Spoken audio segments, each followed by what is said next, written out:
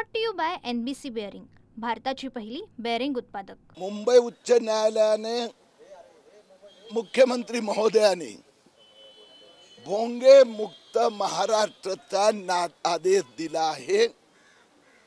मुंबई भोंगे मुक्त झालं आहे, पण पुण्यात या संबंधात अजून सुरुवात व्हायची आहे. मी पुणे पोलीस आयुक्त आणि सगळ्या पोलीस स्टेशनला विनंती पत्र पाठवलं आहे, न्यायालयाचा आदेश पाठवला आहे. मुंबई पोलिसांनी कसं भोंगे मुक्त केलं तेही डॉक्युमेंट दिलेले आहेत. आजपासून पुणे भोंगे मुक्त करण्याचा पाठपुरावाची सुरुवात करीत आहे. फरासखाना येथे 14 मशिदी आहेत. एकाही मशिदीचा भोंग्या विरुद्ध आतापर्यंत काहीही कारवाई करण्यात आलेली नाही.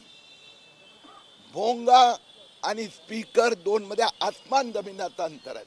भोंगा असा लांब असतो, जो कायद्याने प्रतिबंध आहे. मशीद असतो की कुठेही कुठलाही उत्सव जर परमनंट ज्याला लावायचं असेल तिथे 10 इंच बाय 15 इंच स्पीकर लावावं लागतो. हे कोर्टाचे कायद्याचे आदेश जे मुंबई ठाणे अन्य ठिकाणचा पोलीस स्टेशननी अंमलबजावणी केली त्याचे कागदपत्र मी यांना दिलेले आहेत. विश्रामबाग पोलीस स्टेशन परिसरात एकही मस्जिद नाही.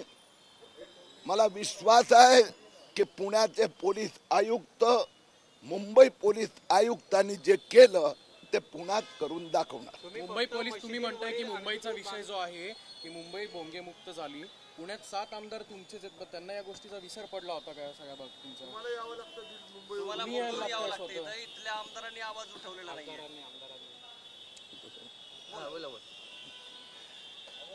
दादा पक्षाने किंवा मी ही जबाबदारी माझ्यावर घेतली. मी संबंध महाराष्ट्रात फिरतो.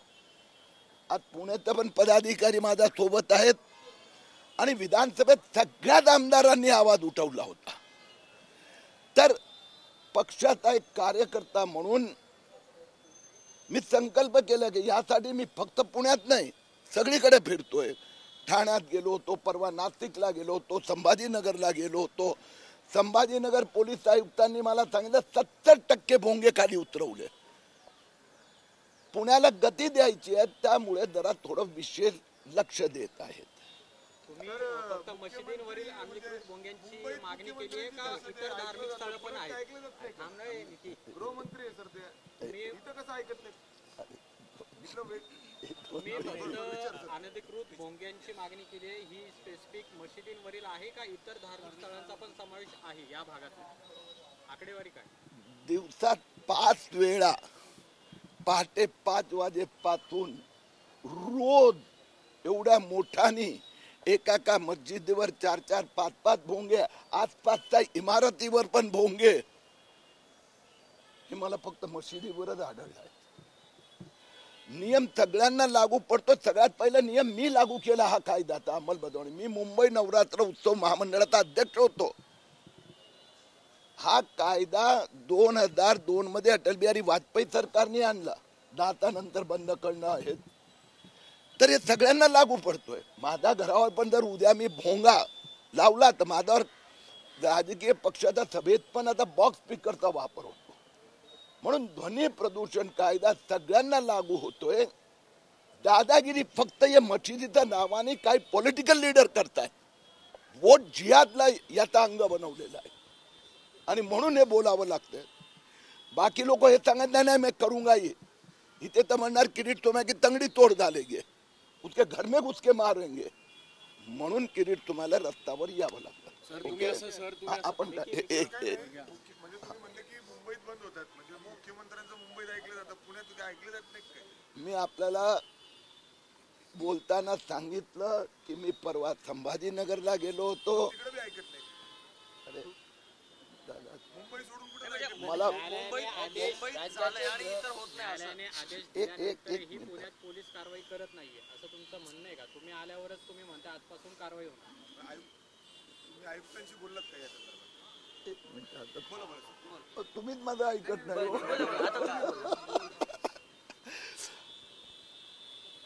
हा जो विषय आहे गेल्या अनेक वर्षापासून 2002 मध्ये हा कायदा बदल आला, तर गेले 24 वर्ष ही दादागिरी चालते. अनेक वेळा न्यायालयाने आदेश दिलेले आहेत. आता त्याची कठोर अंमलबजावणी करण्याचं देवेंद्र फडणवीस मुख्यमंत्र्यांनी ठरवलं. तर अंमलबजावणी नव्याने सुरुवात होत असताना त्यात सामाजिक सुधारणा, यंत्रणाची सुधारणा. संभाजीनगरला गेलो, तिथे 70% भोंगे खाली उतरवण्यात आले, हे मी आपल्याला सांगितलं. ठाण्यात पण 60% खाली उतरवण्यात आले.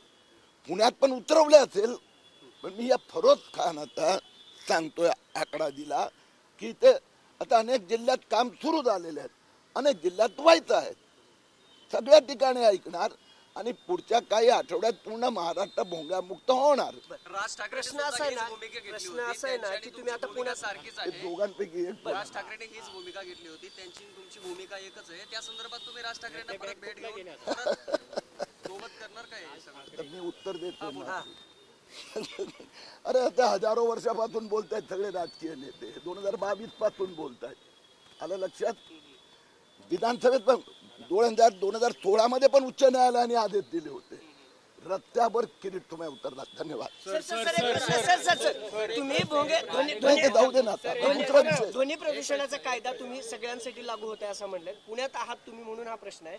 ध्वनी प्रदूषणावरून ना गेल्या 3 महिन्यापासून पुण्यात तुमच्याबरोबर गणपती मंडळ आहे, त्यांचं असं आहे की डीजे मुक्त गणेशोत्सव व्हावा.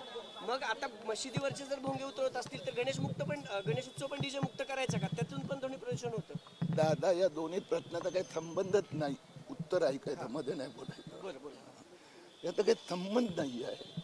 भोंगे जे परमनंटली 365 दिवस 5 वेळा वाजतायत आणि ते म्हणतात आम्ही लगाएंगे, आम्ही खाली नाही उतरवणार. कुठला तरी धार्मिक सण उत्सव ही सामाजिक सुधारणा आहेत. 2002 पासून सुरू झाली, टप्प्याटप्प्याने सगळे करतायत. गणेशोत्सव असो, मंदिरातले भोंगेही खाली आले अनेक वर्षापासून. कोणी हे नाही सांगत दादागिरी.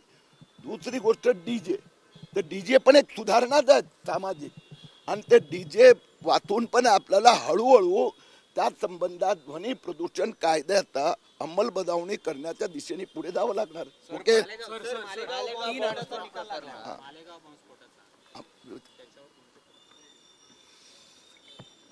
वाईट वाटतं.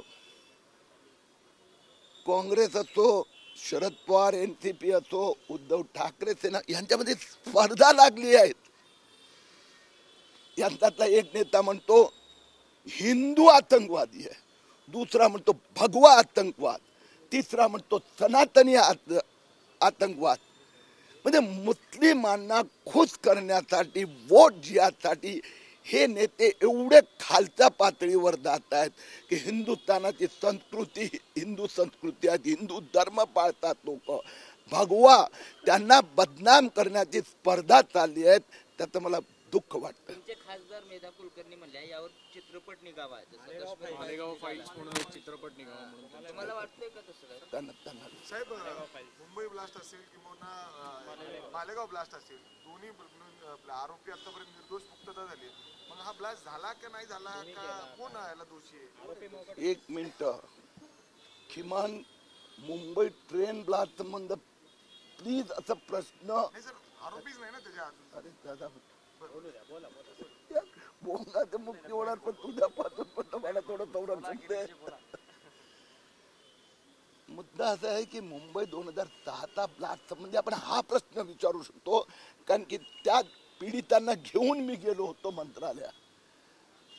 की आम्ही सगळे आज याबद्दल कुणाची मुलगी मृत्यू झाली, कुणाचे हात पाय, त्या लोकांना की म्हणजे ब्लास्टचे आरोपी कोण, तर ते शोधायचं काम आता त्या संबंधात न्यायालय आणि राज्य सरकार ठरवणार. ओके. अरे बरोबर आहे ना, ये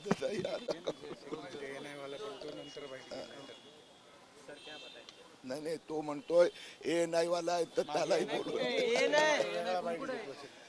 येण्याचा बूमच नाही तर. तो सगळ्यांचा सिनियर आहे, तो नंतर घेणार म्हणतो. सर आज आपण हिंदी घेऊया सर. पुलिस ऑफिसर से आपकी मुलाकात हुई? मुंबई उच्च न्यायालय ने जो निर्णय दिया है कि महाराष्ट्र में कहीं पर भी भोंगा यानी ध्वनि प्रदूषण से मुक्त होना चाहिए।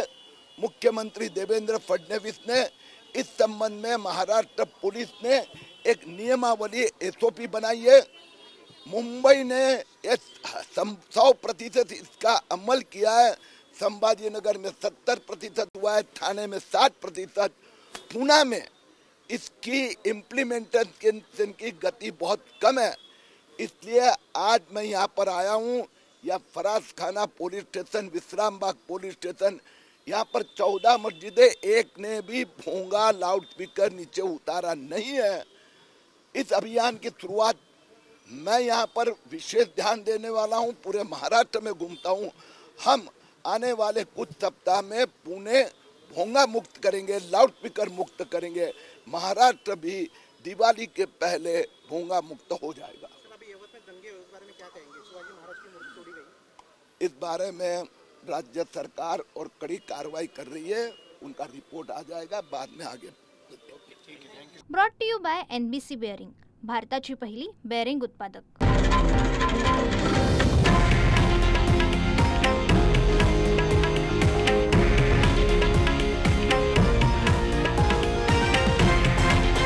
हे आहे देशातील नंबर 1 न्यूज नेटवर्क आणि आपण पाहत आहात TV9 मराठी, एकमेव।